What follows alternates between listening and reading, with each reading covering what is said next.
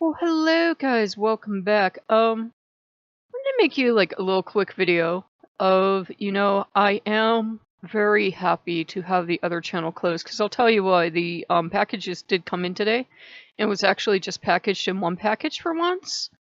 Last time he sent them two different packages, and this time it was one, which was actually nice. I opened them up and I actually had Foxy on standby, but I didn't have the camera and everything out for once. And I cut open the bag, and I had that moment where I'm like, oh, should I be filming this? Should I be filming this? And I was like, no, you know what? This is for me. This is for me for almost 2 years of going insane and going crazy. This is my way to close the chapter on FNAF in the other channel. So I opened the bag, I took them out, and they're both in the same bag, and they just look fabulous because he wraps them in this kind of like cellophane paper.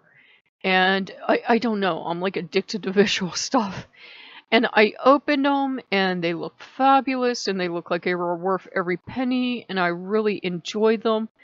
And what I enjoyed most though was this was the very first time I got anything where I didn't have to hurry and put it away in my collection and never touch it again and go edit a video for an hour. I didn't have to do that.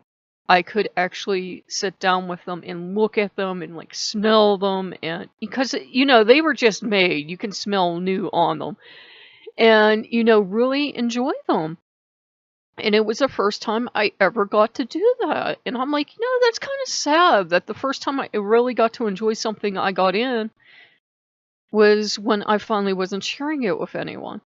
And so I put Foxy on my desk and I put Bonnie up there because I'm like, I just don't, for the present moment, I don't even feel like gaming on my own. I don't. I was talking to someone on Facebook and I said, I actually had a nightmare this morning.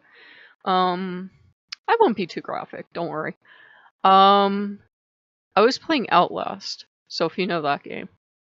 Only it was footage that was like never found, like a part of the game that was never found, and it was like the night vision, so somehow it was like being in the underground system, but we were going through school instead, and Dr. Loomis had been attacked by, I think, Slendrina, and she was dragging him through the school, and I'm following behind them with night vision, and I'm kind of like getting the idea I have to kind of stalk behind her. Like, somehow it seems like memories, but at the same time I feel like if I make too much noise, she's going to turn around and get me too. And you know how violent Outlast gets, so she takes him into this room, and all of a sudden it's like the daylight. But it was real. It wasn't like that video game's like light. It was like real. And Dr. Loomis is in the chair, and first she's some Serena, and then she's some guy, and then she's some dude in a purple bunny suit. So he has this set of tools, and something dreadful is going to happen. And I'm like, you know what? I'm out. I can't do this. I cannot do this. And I went back out in the hallway, and I'm like, and I see like Alpha written in blood on a set of lockers, and kind of saying the game is Alpha stage. And I'm like, you know what? I can't do this. And then I was like trying to force myself to go back in because that's what your viewers want. They want all that stuff. And it was kind of a release because I had reached a point where I couldn't play those kind of games anymore either.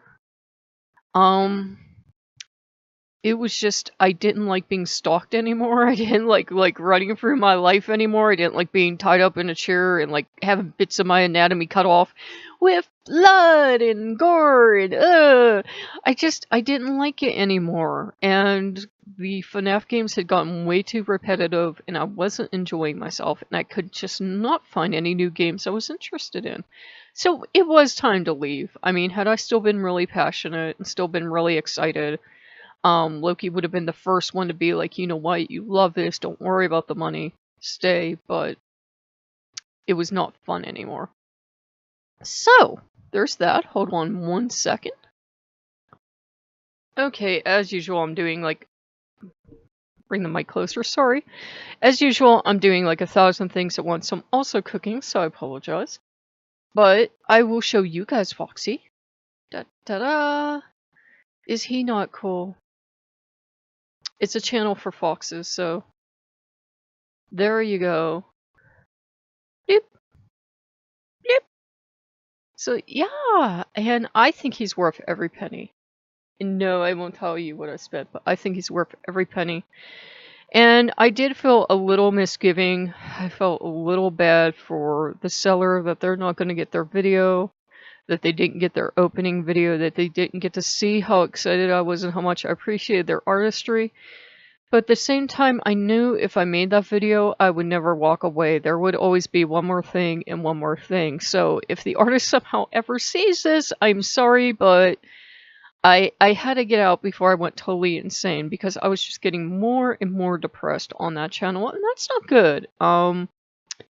Loki does not want us to put ourselves in that position. And again, it wasn't that I walked away from a successful job. I walked away from literally making nothing. So it's not a position of I gave up this job with like on Wall Street or something where I was making serious money. And as for this channel, I already have a video scheduled for you tomorrow. I did a viewer request. And I'll just make videos, you know, as the spirit moves me. Maybe some days you will get to. Like if I really can't get rid of an idea, sometimes I try to keep it to one, but if I really can't get rid of an idea, I will make you a video. And maybe some days there won't be a video, but that will just be because I don't have the inspiration. I mean, you know, you can't control that. I wish you could. Like, I go to the inspiration vending machine every day. But it's really nice to be down to one channel. And I have like 5 million things I would like to talk to you guys about, like, as I've been studying these old gods I've been studying, I notice like this camp worships them this way and says these people are terrible, and this camp worships them this way and says, oh, we think they're terrible. And you know, they're big gods, they can take care of themselves. The same goes for Loki. Like people will put themselves in this camp and say you can't worship Loki this way.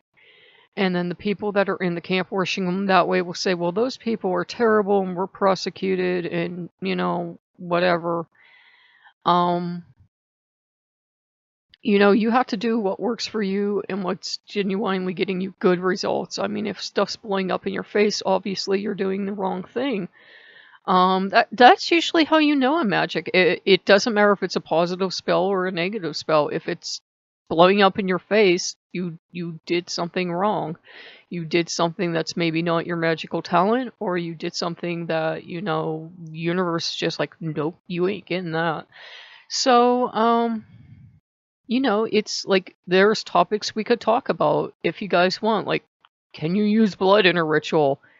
Can you do revenge spells? Can you do all this other stuff? Like, can you do dark and spooky Loki? And you guys know what I mean. Like, the darker and spookier some people can get, the happier they are. And the simple answer to all that is, you know, you do you as long as you are informed and everybody's consenting depending on what you're doing, and, you know, you're following whatever guidelines, legal guidelines you have in your area.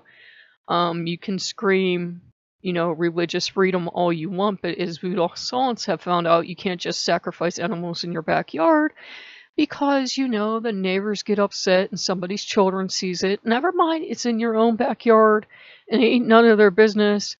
Still, you know, and then if you go out in the woods, then it's this spooky Satanist trope of, you know, you're going out in the woods and sacrificing goats to Satan or something, and like that's not what they're doing at all. But you know, it's kind of hard when you have an older religion to adapt it to modern times. So whatever you guys want to talk about, I'm up for it. But with the blood sacrifice, at least, like, I can just tell you, even without making you a video, be very careful what you do.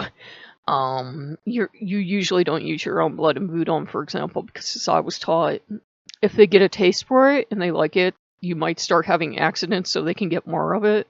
Yeah, that's what I was told. That's what I was told why you don't offer human blood. It's, you know, they can get too excited and like the taste and decide, I want more of that. That came out of you? Great, I'll get more of it. Because you don't really, you know, control the spirits. You don't make them jump through hoops and stuff like that. They're not there to serve you. They'll just decide, oh, you taste good. You taste like a Capri Sun. I'm getting more of that. So yeah, you do have to have common sense. Blah blah blah blah blah. How do we even get into blood sacrifice? I don't know. But yeah, whatever you guys want to talk about on the channel is cool with me. Just, you know, as long as you're being serious. If I think you're asking it to be a jerk or for whatever reason, yeah, you'll get banned. But if I think like you're serious and you're sincere, then yeah. So I hope you guys like what you see. You know, if you like what you see, like, comment, and subscribe. And you know, like, tomorrow's topic will be I'm gonna keep it a surprise, but you know, there are other topics we can do too, like tarot and you know, whatever you like. I've been pretty much all around the world. There's a lot I haven't done, but there's a lot I have done. So I will see you guys later. Bye bye.